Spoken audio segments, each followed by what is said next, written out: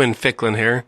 So, Quin, first thing I have to ask you about, I watched a decent amount of spring practices and scrimmages and everything. It seemed like you mixed it up a little bit, had a little bit of a chip on your shoulder. What was that like coming in to Utah State, kind of jumping into that, those practices and everything? I don't know. I get excited. It's a fun game, and it's a violent game, and I like that part of it. Yeah. And so I like mixing it up, I guess.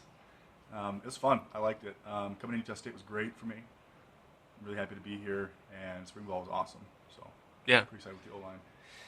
Tell us a little bit, or tell me a little bit about your experience. Obviously, you out of high school, you went straight to BYU. Is that right? Uh-huh. Walked on walked at on Utah there. State. How did you end up at Utah State?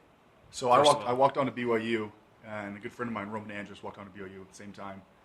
We went on missions. We both came back. We were roommates at BYU after our missions, and Roman decided it was best for him to go to Snow and try and find somewhere else to go. So he went to Snow. I was still walking at the Y, and he signed here out of Snow, gave me a call, said, "Hey, they graduated. They're starting center." I was the backup to Tijon Karoma, who's a pretty good center. Right.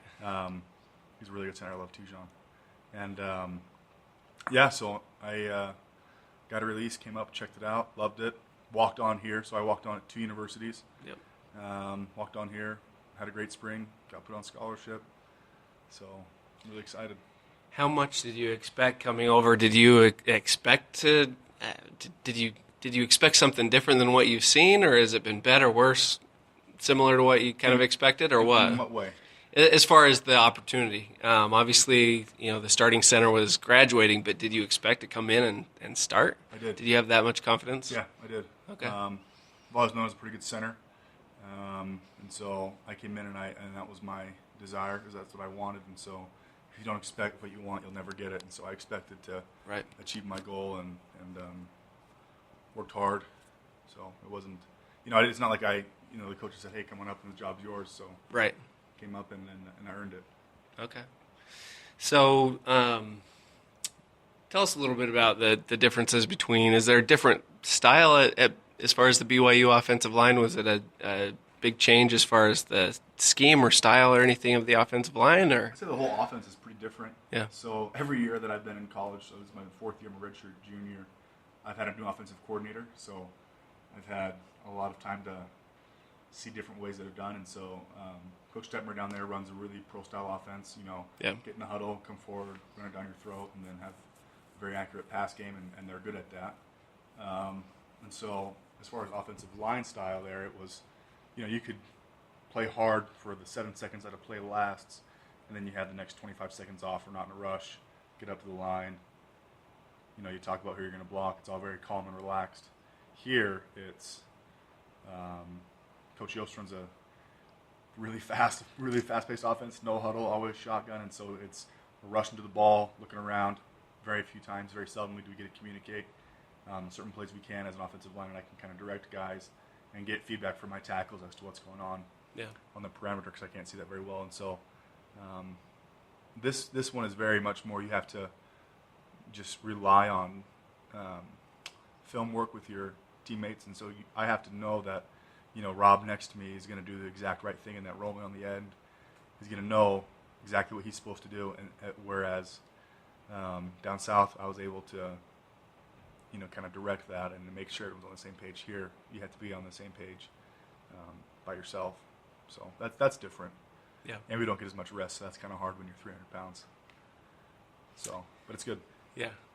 So, obviously, I'm going to post this on the website so people will listen to it, but they can't see your mustache. So tell us the story, or tell us a little bit about that mustache. I don't know. I like having facial hair, but I hate having stuff on my chin when I'm actually playing, or on my cheeks, and so I've got a little bit of a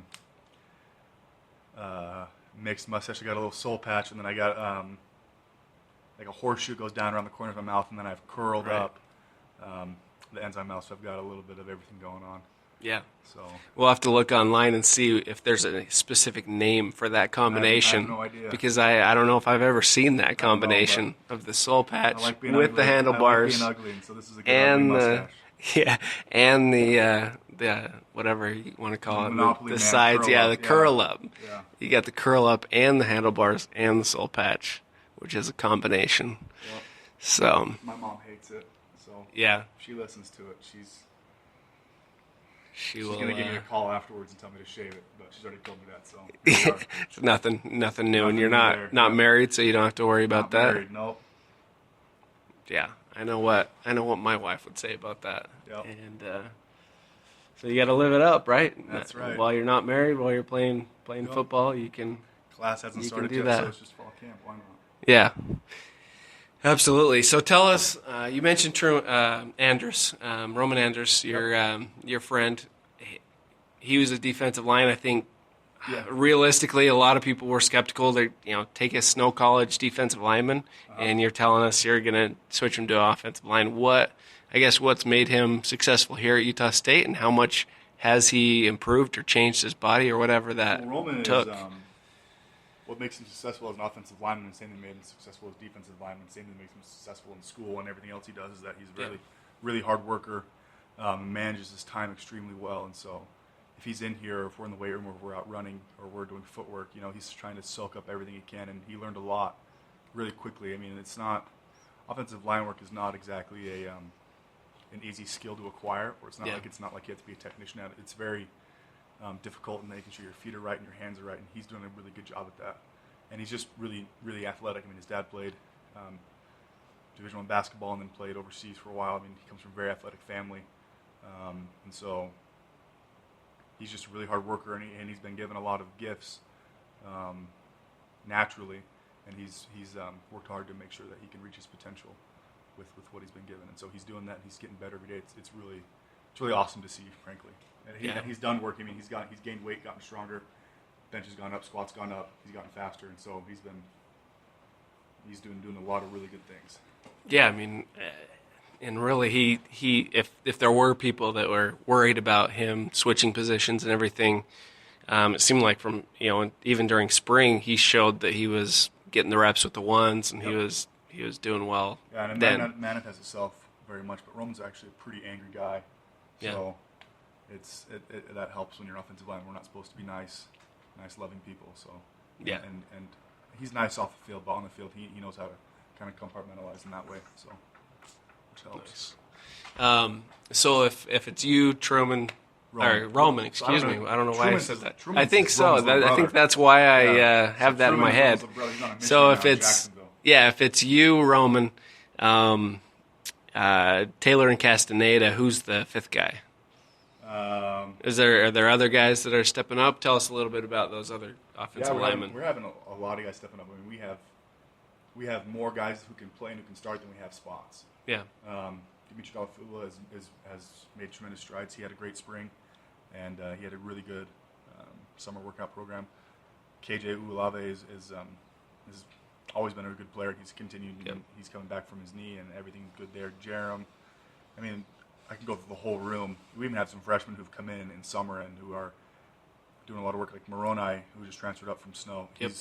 We're really excited about a lot of guys. Like I said, we have more guys who can play. Ty Shaw, I mean, we just have a lot of guys who could step in and contribute for us, which is nice. I mean, like I said, we're running really fast-paced offense, and with that, 300-pound guys, 320-pound guys get tired, and so I'm not worried about.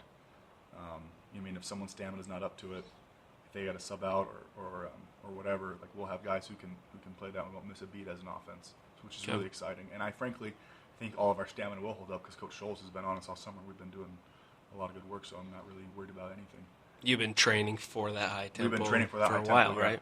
And so we didn't really know how fast we really were going to be for spring ball, right? And so we were training for a paced offense. And then it was 5 times faster than what we thought it was going to be. And so we kind of taken off guard in the spring as a whole team, I think. But now we know what to expect, and we're ready for it. Right. Nice. No, I really appreciate that.